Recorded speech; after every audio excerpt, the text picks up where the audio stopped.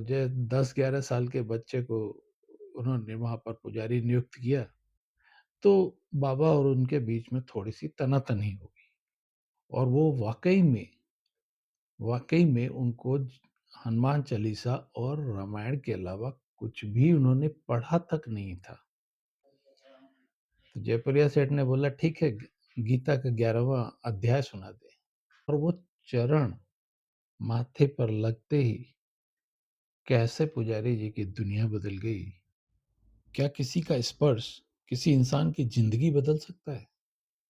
जब बाबा नीप करोली जी का पैर का अंगूठा पुजारी के माथे पर लगा, तो जो हुआ उसको आज विज्ञान भी नहीं समझ सकता। जय श्री राम भक्तों। भक्तों, बाबा नीप करोली जी को कौन नहीं जानता, लेकिन आज मैं उनके चरण दर्शनों की महत्ता आपको सुनाता हूँ। उनके जीवन से जुड़ी एक बहुत ही महत्वपूर्ण घटना। जयपुर में एक जयपुरिया सेठ थे, आनंद कुमार नाम था उनका, आनंद कुमार जयपुरिया सेठ। बाबा के बड़े भक्त, लेकिन थोड़ा सा पैसों का दम्भ। तो एक बार उन्होंने एक मंदिर बनवाया था, भव्य मंदिर। तो बाबा को उन्होंने बोला होगा कि यहाँ के लिए कोई पुजारी रखें। तो बाबा ने एक 10-11 साल के भक्त को, क्योंकि बाबा की कृपा जिस पे हो जाए वही भला, तो एक जो 10-11 साल के बच्चे को उन्होंने वहाँ पर पुजारी नियुक्त किया। जयपुरिया सेठ भक्त तो था, लेकिन पैसों का दम्भ तो होता ही है। और ये सुन के बड़ा आश्चर्य हुआ उसे कि मैंने इतना बड़ा मंदिर बनवाया है और बाबा ने एक 10-11 साल के बच्चे को पुजारी नियुक्त कर दिया। तो बाबा और उनके बीच में थोड़ी-सी तना-तनी हो गई। तो ये जो मैं अभी आपको एक वीडियो भी दिखाऊँगा, जो पुजारी आज तो बहुत वृद्ध हैं, वो अपना आप बीती सुना रहे हैं और कैसे सुनाते हैं कि उनके रोंगटे तक खड़े हो गए आज भी इतने दिनों के बाद। कैसे बाबा ने उसको सबके सामने पेश किया और वो वाक़ई में उनको हनुमान चालीसा और रामायण के अलावा कुछ भी उन्होंने पढ़ा तक नहीं था। और जब बाबा और जयपुरिया सेठ की आपस में तना-तनी हुई, तो बाबा ने कहा कि इसको सब मालूम है। तो बोलो तुम क्या सुनना चाहते हो? तो जयपुरिया सेठ ने बोला, ठीक है, गीता का 11वां अध्याय सुना दे। ये सुनते ही बाबा, वो जो पुजारी हैं, उनके तो पैरों तले जमीन खिसक गई। ये तो मैंने देखी ही नहीं, आज तक पढ़ी ही नहीं, खोली ही नहीं। लेकिन कैसे बाबा ने अपने चरणों को उस पुजारी के माथे पे लगाया। बाबा तो महान ही थे सबके सामने, कि लोगों को पता तक नहीं चला और वो चरण माथे पर लगते ही कैसे पुजारी जी की दुनिया बदल गई, ये आप उन्हीं की ज़बानी सुनिए। तो कमरे में जब महाराज जी गए और गुस्से में थे, जब तक मुझे बुलवाया, अब मैं और डर गया। मैं वहां जब गया, मैंने देखा तो पूरा कमरा भर गया। हमसे बोले इधर आओ।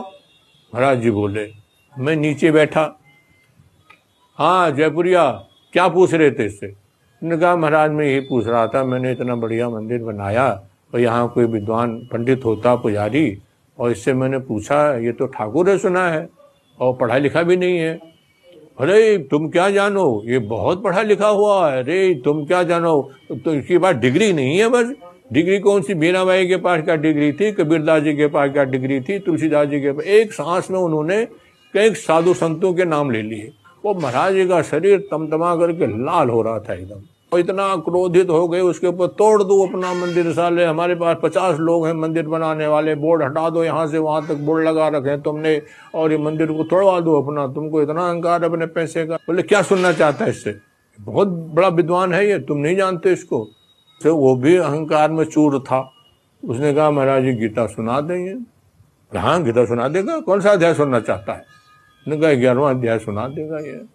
तो मैं महाराज यहाँ बैठे थे, मैं नीचे बैठा था। तो मेरा तो जब जब वो बात हो मेरे उसी लय में तेरा शरीर कांपे, मुझे डर लगे मुझे।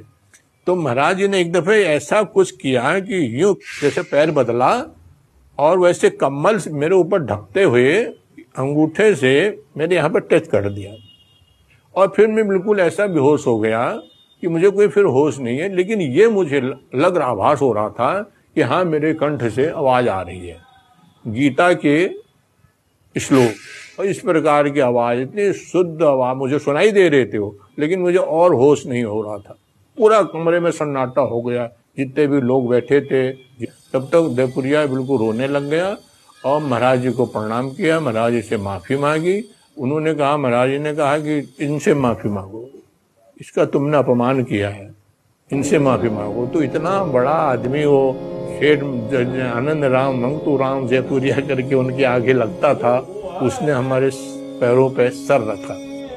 गीता तो हमने कभी पढ़ी नहीं थी, रामायण और हनुमान चालीसा बस गीता हमने कभी छुई भी नहीं थी पढ़ने के नाम पे। तब से फिर हम वहां पुजारी नियुक्त हो गए। तो देखा आपने कि एक छोटी सी घटना से पुजारी जी का जिंदगी कैसे सफल हो गई, कैसे चेंज हो गई उस छोटी सी एज में। वो खुद कह रहे हैं कि मेरे कानों में गीता के उपदेश आ रहे थे, जबकि हकीकत में लोगों के सामने वो उपदेश सुना रहे थे। तो दोनों में कितना अंतर है, इन बातों में अगर आप महसूस करके देखें तो रोंगटे खड़े हो जाएंगे। ऐसे थे बाबा, ऐसे थे हमारे बाबा। जय जय श्री